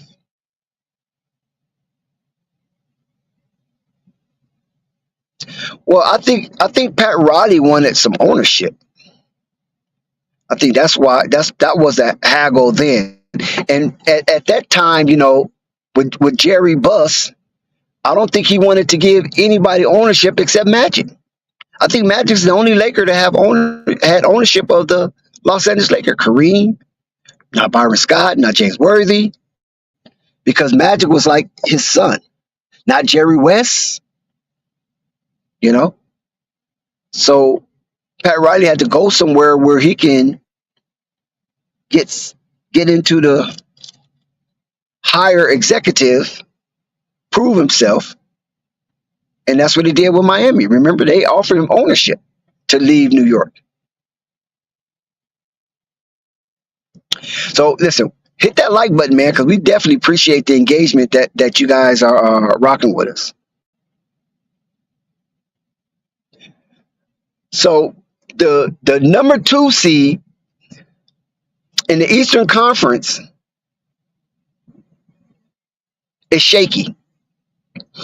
And the number 1 seed in the Western Conference is also shaky. So we're going to see which one of these 2 shaky, slotted teams will advance into the next round. And same thing over in the Western Conference. When you look at the Western Conference, in the bottom portion of the competition, you got 4 teams that are looking to advance quickly. You got the Lakers and Golden State is beckoning on their legendary franchises, and you got the New Orleans Pelicans and the Sacramento Kings is looking to take down the old heads. Sacramento, Golden State, New Orleans, the Lakers. And both of these youthful teams, Sacramento and the New Orleans Pelicans, are playing on their home floor. So that's a quintessential advantage there. But wait, there's more. The Los Angeles Lakers, as well as the Golden State Warriors, are not afraid to challenge on the road. These are seasoned teams. They're mature on the hardwood, and every dribble in these type of meaningful games with meaningful minutes matters. So the Golden State Warriors and the Los Angeles Lakers will be very calculative when it comes to executing the schematics that will be laid out for them against their competition across the aisle. So we're going to see how this fare out. Now, like I said before in the early streams, you have a lot of people out here spreading fluff about the NBA rigging the playoff scenario to benefit the Los Angeles Lakers and trying to avoid the Lakers encountering a worst case scenario. So I beg to ask all these, smart pundits, podcast content creators who are on that wave, which is idiotic to me, that they will sit the Lakers and feed the Lakers upon their assistance in a scenario in which they can play the Denver Nuggets. All the Lakers got to do is beat the New Orleans Pelicans, and Denver Nuggets is their next opponent. And I don't think the Lakers want to play seesaw with their season by losing to the Pelicans, falling down to a one-game situation against Sacramento or the Golden State Warriors. Two teams that can clip you in a one-game showdown. Golden State can pull their pistol. Sacramento Kings can pull their pistols, and we already know the Sacramento Kings had their way with the Lakers in most recent moments in the NBA, especially this season. They have been the Lakers' kryptonite. So you think the Lakers want to chance that? Come on, man. Please put on your thinking cap if you have one, because it seemed like unscrupulous content have rained on your parade.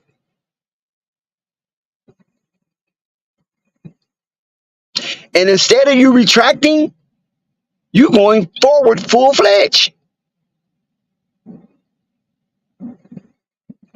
which I see is idiotic.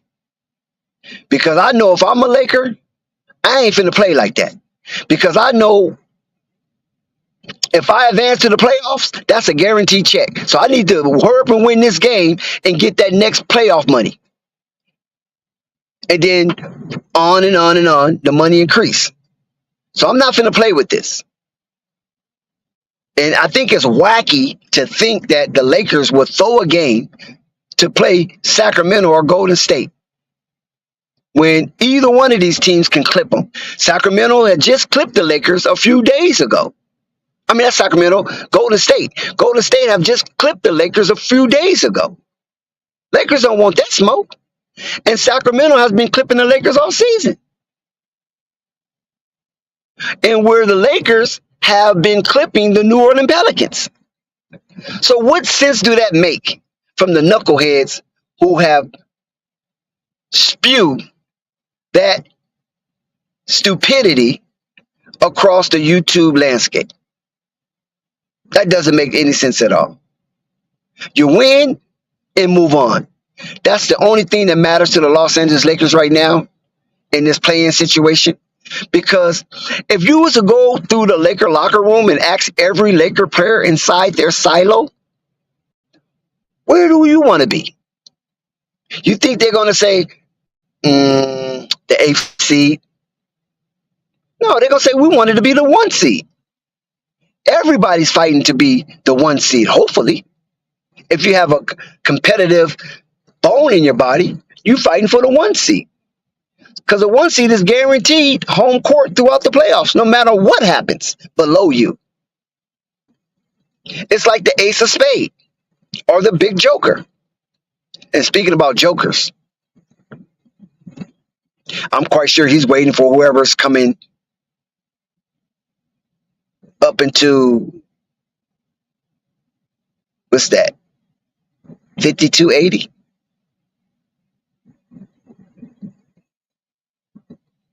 Whoever's coming to 5280,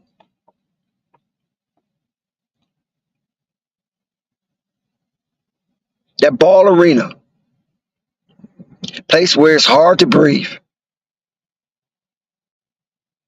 and you're not adjusted to that altitude, it could be a death blow. So you guys got to fight back, man. When some of these people put out these horrendous takes, laugh at it at the moment, but fight back. Because I know you know that stuff is ridiculous. And they only just put it out just to be putting it out, just to have something to shout about. And it feeds the hater mentality, because cognitive dissidents have set in and they can't see around it. That the Lakers will sabotage their play-in situation and the NBA were rigged. I mean, that's so funny. I'm not saying the NBA won't rig games throughout the season, but normally in the playoffs, their money's made already. The NBA money is set. The playoff is just extra. Now, they could make more, right? They could make more, and they want to make more. But their money is set, and they try their best to keep the referees from dictating the outcome of playoff games. They try their best, because they want that to be the best form of competition imaginable for their season. And that's across all sports line, whether it's the NFL, whether it's hockey, whether it's soccer, whether it's baseball. You notice in baseball, the strike zone shrinks. They don't give you those way out strikes, because they got 162 games to ump a baseball game. So sometimes that could wear thin on you, and fatigue can set in, and you just want to hurry and get up out of that stadium.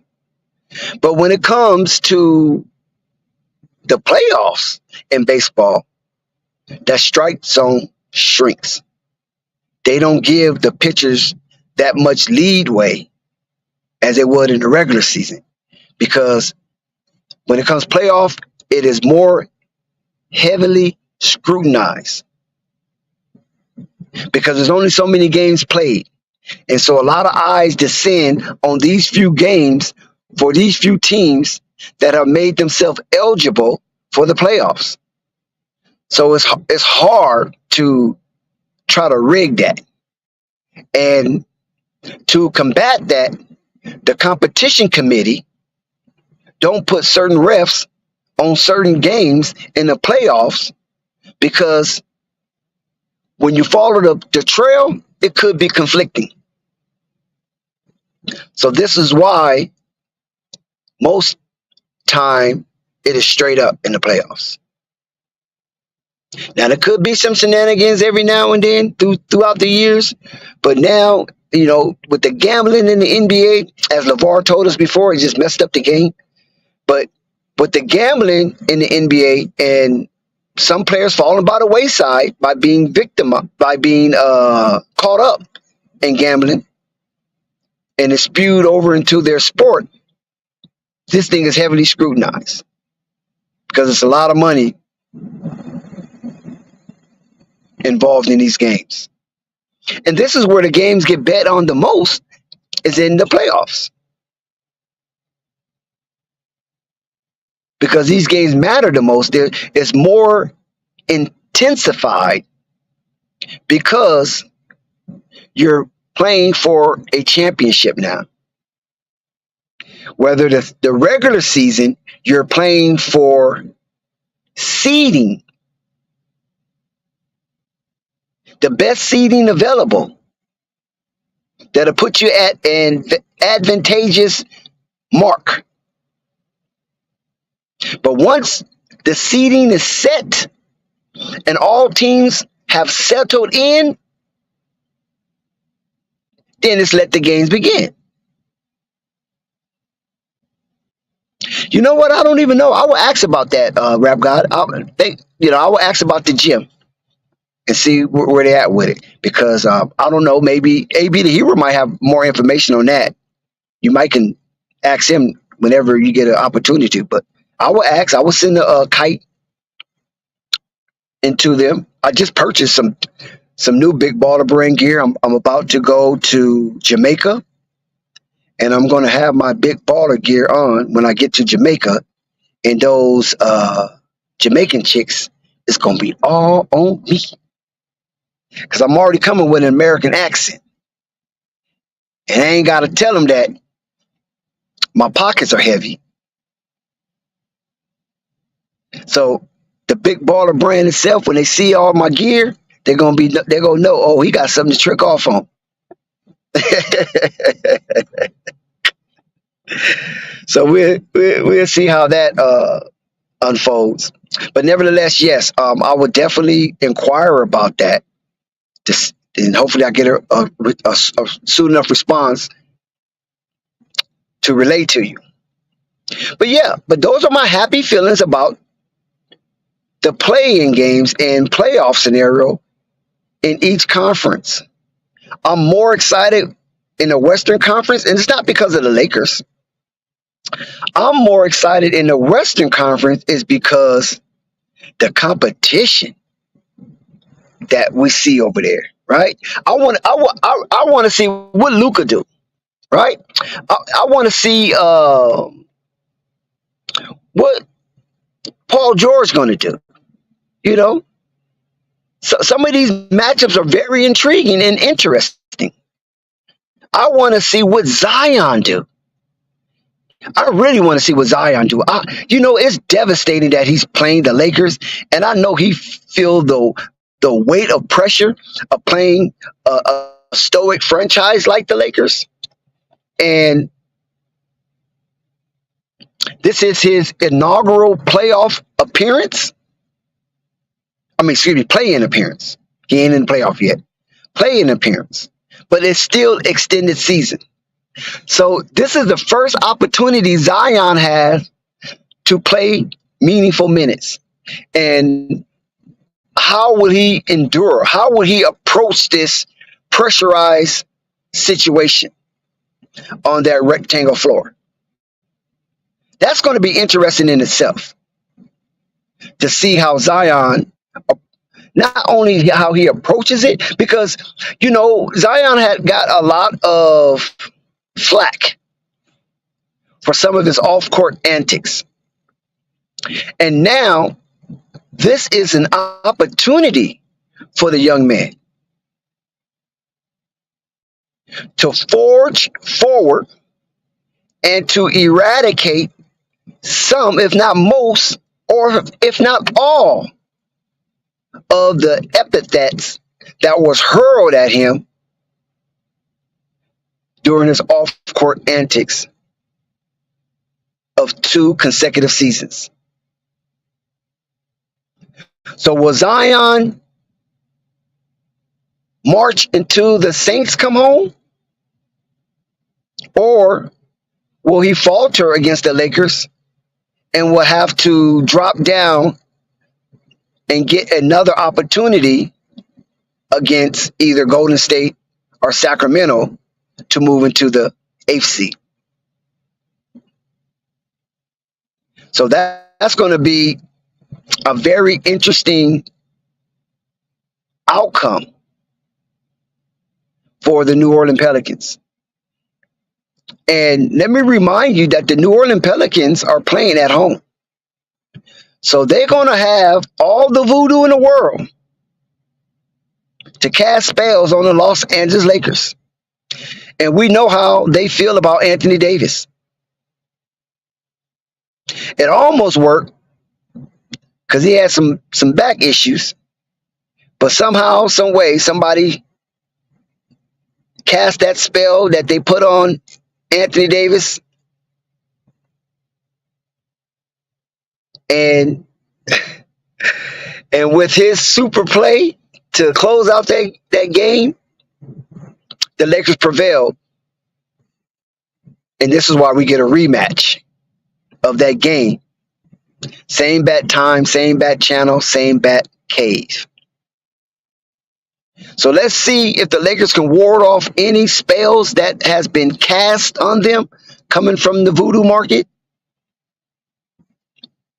and be able to springboard into the 7th seed and face the eventual, no, not eventual, the current NBA champs, the Denver Nuggets.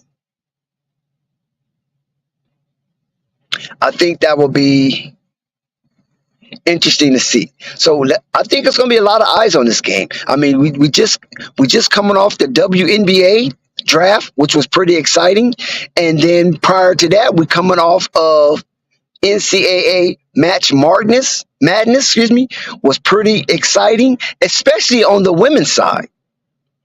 Man, how about that?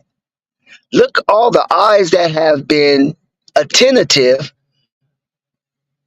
watching the women's NCAA tournament with certain electrifying players and players that are somewhat controversial. So that was interesting in itself. And so the carryover from the women's tournament to the men's tournament and now the NBA playoffs, it should culminate into an exuberant experience. And I think that we should welcome the last festive of basketball until summertime as it unfolds. So thank you for rocking with Flight Sports TV. Appreciate you. Salute. And I'm going to chime off, but I know we haven't been doing lives like in a minute because me and Flight's schedule have conflicted. And normally by this time now, with my work schedule, I'll be in the bed. And Flight like to come on kind of late. So that's why our situation have been conflicted and the lives have been few. But now, since the playoffs are here, maybe I might have an incentive to stay up a little longer and enjoy some of this festive peel popping, talking basketball, and watching these athletes celebrate in victory, and some go down with anguish and defeat.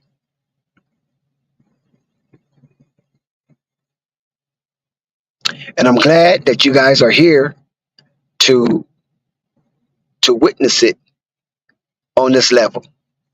Stephen A. Smith in the New York Knicks, we're going to see. And hopefully we can get these two back on the court in Chirac, and the Bulls can be more relevant than a play-in tournament team. So if we can get these two light-skinned UCLA alums back on the hardwood and watch them operate within a 94 feet rectangle ratio, then I think it'll be really, really good for basketball. So let's pray for their eventual return to the hardwood, healthy and strong as ever. And the Chicago Bulls can fight for relevancy in the upper portion of competition in the NBA. Because the Bulls in the NBA need each other. Chicago is the third largest city in America. Well, the USA. I'm going to say USA. In the USA, and its geographical location is prime, and it is a hub city for commerce and a financial market as well. I think Chicago is the fourth largest financial market. I think it could, because it swaps so often. But the last I remember, there was like fourth or third. New York was first, of course. And Chicago was fourth or third in the financial market. So there is a lot of bread to be spread around in Chicago, and they deserve to have a team that they can cheer for and root for that has a potentiality to become champions again. Because that's a championship legacy city, Chicago. I'm talking about White Sox. I'm talking about Cubs, Blackhawks, and the Chicago Bulls, and the Chicago Sky. All of them got championships. So they deserve it. And we can't wait till next season. I know I'm leapfrogging, but after the playoffs come next season, you're going to see more of these two gentlemen right here on the hardwood somewhere putting up shots and getting ready to reacclimate themselves into the Bulls arena. So I don't want to hold you. Got to let you go. I think Flight want to kick me off because I'm over here just raving and ranting. But nevertheless, man, I appreciate everybody that pulled up and gave your time that you will never get back. Even if you reincarnate, you'll never get this time back. That you spent it here with Flight Sports TV. And big ups to you. Hopefully you have a successful journey. And I hope you have longevity and financial freedom. And I hope your family, as well as you, continue to reside in the best of health. And if somebody in your family have fell short in their health, we pray to Almighty that He strengthen them and get them back to where they can do for themselves on both feet.